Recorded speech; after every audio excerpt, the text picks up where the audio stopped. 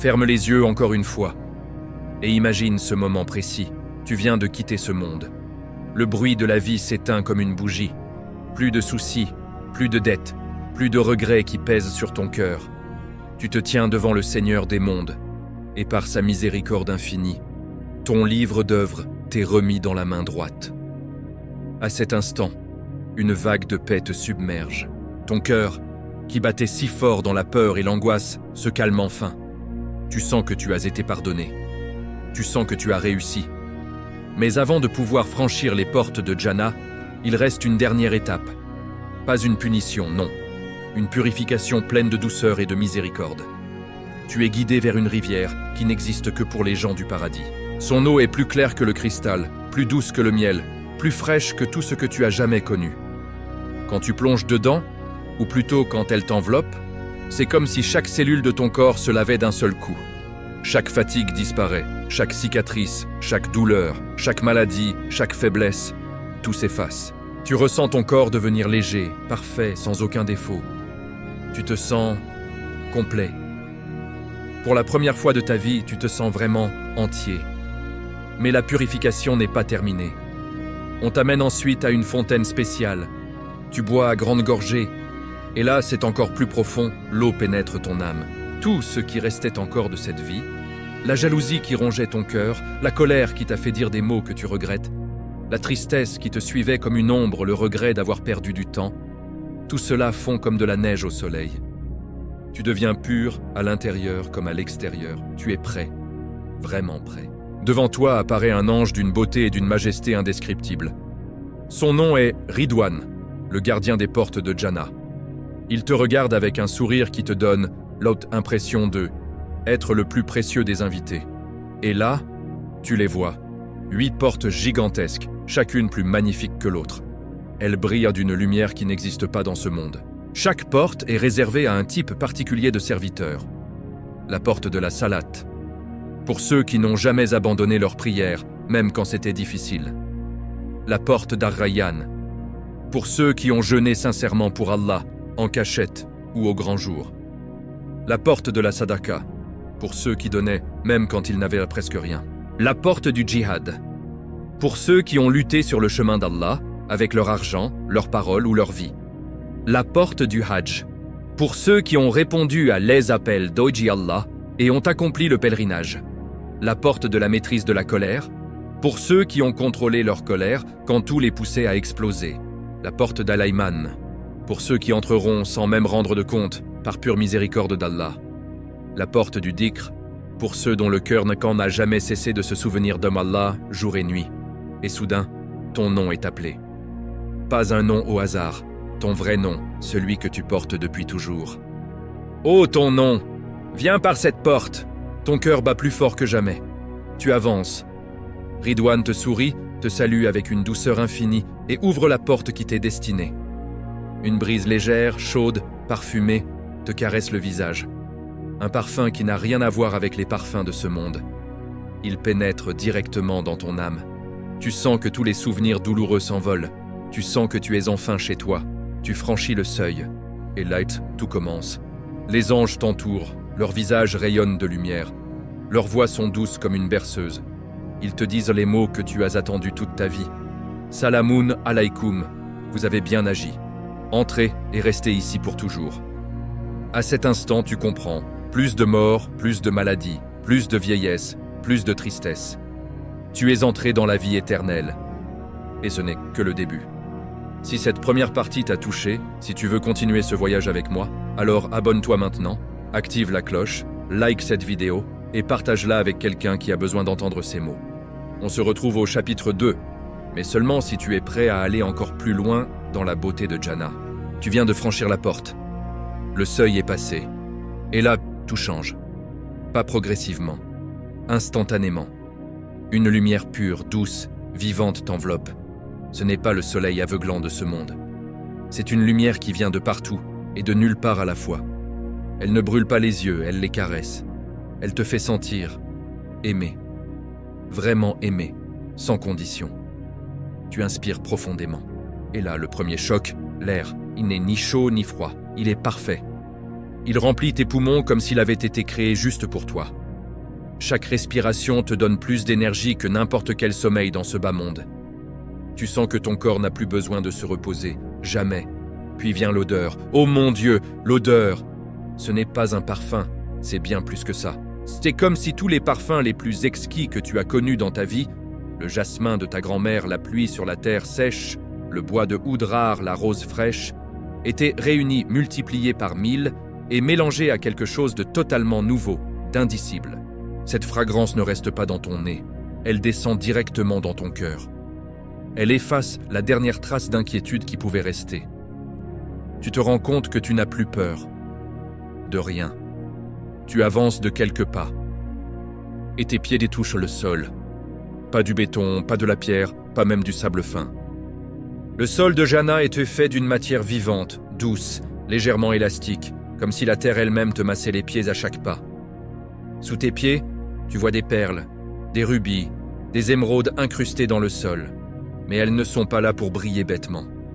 Elles scintillent en rythme avec ton cœur, comme si elles étaient heureuses de te voir arriver. Devant toi s'ouvre un paysage qui défie toute description. Des jardins à perte de vue, des arbres dont les branches ploient sous des fruits de toutes les couleurs, des grenades grosses comme des melons, des dattes qui brillent comme de l'or liquide, des bananes qui semblent sculptées dans la lumière elle-même. Et quand tu tends la main vers un fruit, il vient à toi. Il descend doucement de la branche, comme s'il avait attendu ton arrivée depuis toujours. Tu le prends. Il est tiède, parfait, sans aucune imperfection. Tu le portes à ta bouche, et le goût explose. C'est le goût de tout ce que tu as aimé dans ta vie, mais en mieux, en infiniment mieux. Chaque bouchée te rappelle un souvenir heureux, mais sans la nostalgie douloureuse, juste la joie pure. Tu lèves les yeux. Au-dessus de toi, le ciel n'est pas bleu. Il est fait de lumière changeante, de nuages qui ondulent comme de la soie liquide.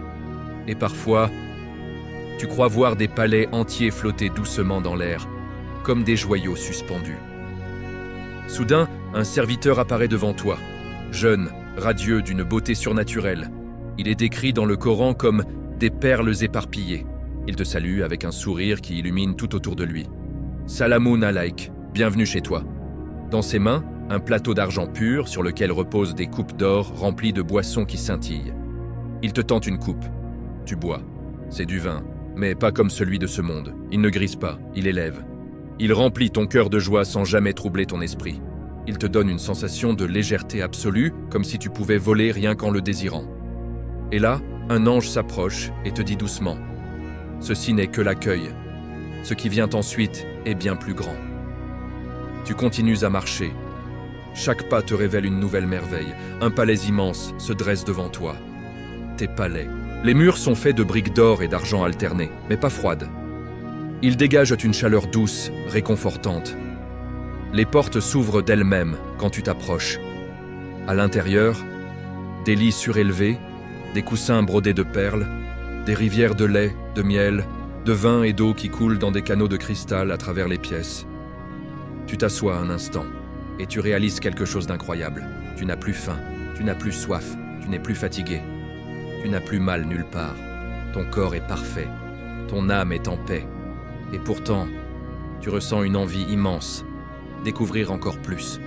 Parce que Jana n'est pas statique, elle est vivante, elle grandit avec toi. Plus tu explores, plus elle se révèle. Et au milieu de toute cette beauté, une pensée te frappe comme un éclair. Tout ça, c'est pour moi, parce que j'ai cru, parce que j'ai essayé, parce que j'ai demandé pardon. Ton cœur se remplit d'une gratitude si forte qu'elle te donne presque des larmes. Mais ce ne sont pas des larmes de tristesse, ce sont des larmes de joie pure.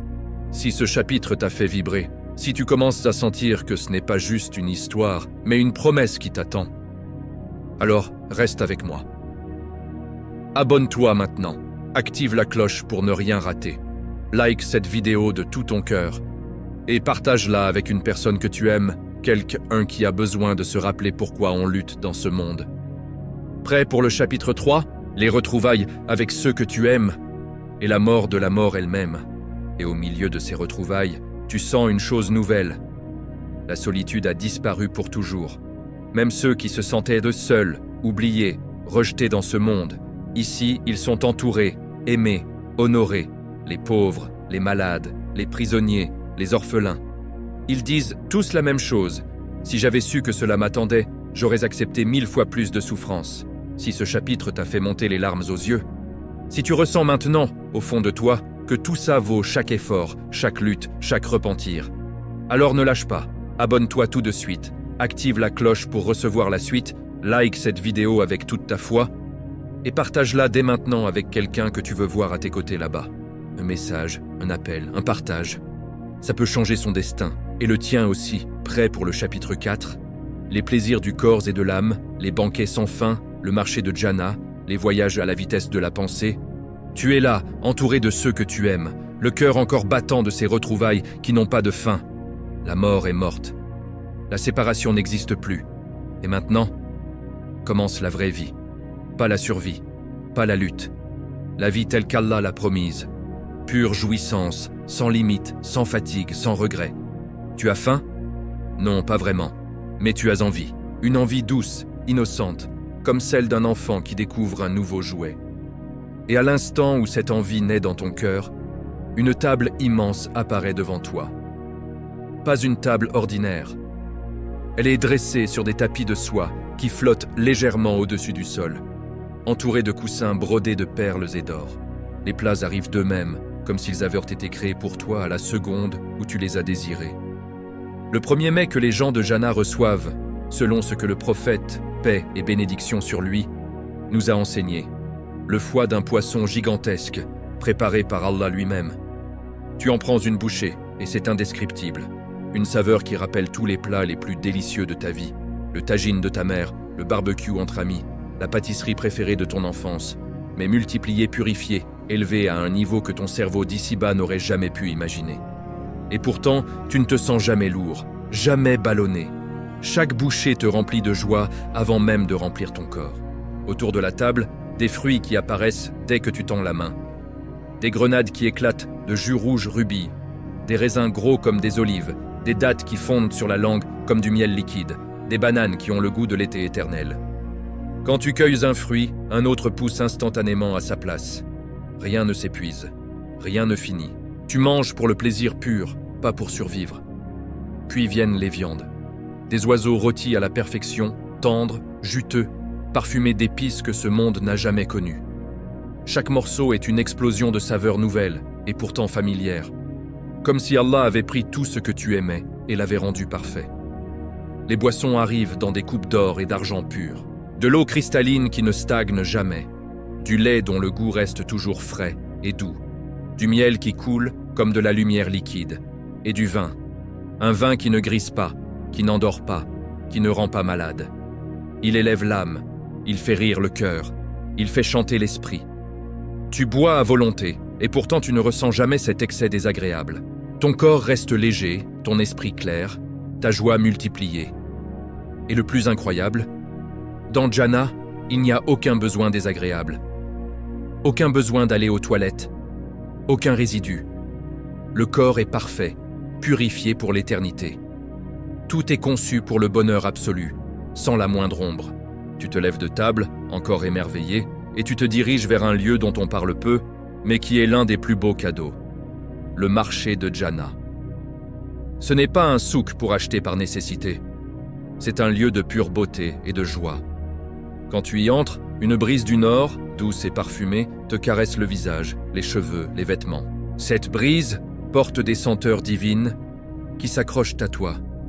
Tu marches parmi les étals. Des bijoux qui scintillent sans être lourds. Des vêtements de soie qui changent de couleur selon ton humeur. Des parfums qui se matérialisent en volutes vivantes.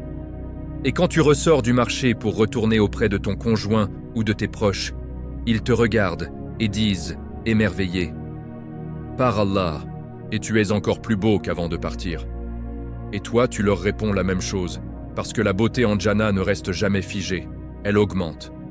Chaque jour, chaque instant, tu deviens plus beau, plus lumineux, plus parfait. Mais attends, il y a mieux encore. En Jannah, tu n'es plus prisonnier de la distance ni du temps. Tu penses à un endroit, et tu y es, instantanément. Tu veux visiter une vallée immense aux arbres d'or? Tu y es. Tu veux te retrouver au sommet d'une montagne de musc? Tu y es. Tu veux rejoindre un ami à l'autre bout de Jannah? Tu y es déjà. Pas de fatigue, pas d'effort, juste la pensée et l'accomplissement. Tu organises des rassemblements avec les prophètes. Tu t'es assois au pied du messager des Allah, paix et bénédiction sur lui. Et tu l'écoutes raconter ses batailles, ses moments avec Allah, ses espoirs pour sa Ummah. Et tu te rends compte que tu fais partie de cette Ummah qu'il aimait tant. Tu rencontres les compagnons, les martyrs, les pieux de toutes les époques. Les conversations sont profondes, drôles, remplies d'amour.